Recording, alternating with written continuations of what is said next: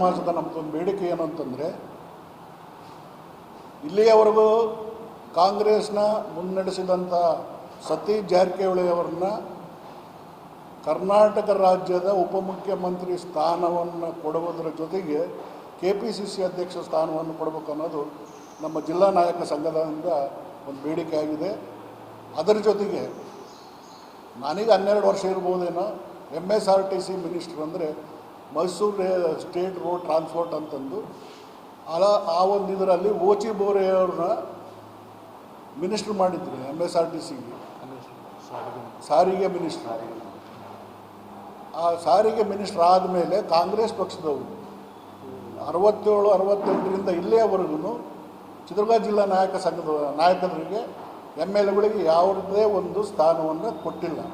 ಇಲ್ಲಿಯವರೆಗೂ ಮಂತ್ರಿ ಮಾಡಿಲ್ಲ. ಕಾಂಗ್ರೆಸ್ನವರು, BJP ಅವರು ಮಾಡಿದ್ದಾರೆ, ಜನತಾ ಪಕ್ಷದವರು ಮಾಡಿದ್ದಾರೆ, ಜನತಾ ದಳದಲ್ಲೂ ಮಾಡಿದ್ದಾರೆ. ಕಾಂಗ್ರೆಸ್ನವ್ರು ಇಲ್ಲಿವರೆಗೂ ಮಾಡಿಲ್ಲ. ಆದ್ದರಿಂದ ನಮ್ಮ ಬೇಡಿಕೆ ಇಷ್ಟೇ, ಏನು ರಘುಮೂರ್ತಿ ಅವರು 3 ಸರಿ MLAಗಳಾಗಿ ಏನು BJP ಸರ್ಕಾರ BJP ಅವರು 4 ಜನ ಗೆದ್ದಗಳು ಸಹ ಅವರು MLA ಆಗಿದ್ದರು. ಅವರಿಗೆ ಹಾಗೂ ಅಥವಾ NY ಗೋಪಾಲಕೃಷ್ಣ ಅವರು ಇಬ್ಬರಲ್ಲೊಬ್ಬರನ್ನ ಕ್ಯಾಬಿನೆಟ್ ದರ್ಜೆ ಮಂತ್ರಿ ಮಾಡಬೇಕು ಅನ್ನೋದು ನಮ್ಮದೊಂದು ಬೇಡಿಕೆ ಆಗಿದೆ.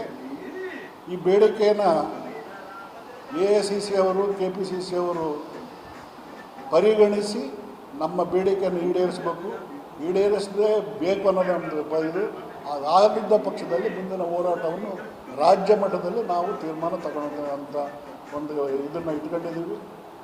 ಈ ಒಂದು ವಿಚಾರದಲ್ಲಿ ನನ್ನೊಂದಿಗೆ ಬಂದಿರುವಂಥವ್ರು ತಾಲೂಕು ಒಂದು ನಿಮಿಷ ಬೇಕು.